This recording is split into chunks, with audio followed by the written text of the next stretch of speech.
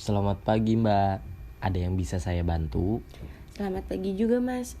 Saya mau beli obat batuk berdahak, kira-kira apa ya Mas? Mohon maaf Mbak, obat batuk untuk orang dewasa atau anak-anak ya? Untuk orang dewasa Mas. Oh ada nih, obat batuk Woods Mbak. Itu obatnya berbentuk apa ya Mas? Kalau obat Woods itu berbentuk sediaan sirup Mbak. Oh begitu. Yaudah saya mau beli yang itu Mas. Mau berapa Mbak? Satu aja. Cara pemakaiannya gimana ya Mas? Cara pemakaiannya, penggunaannya 3 kali dalam sehari Mbak.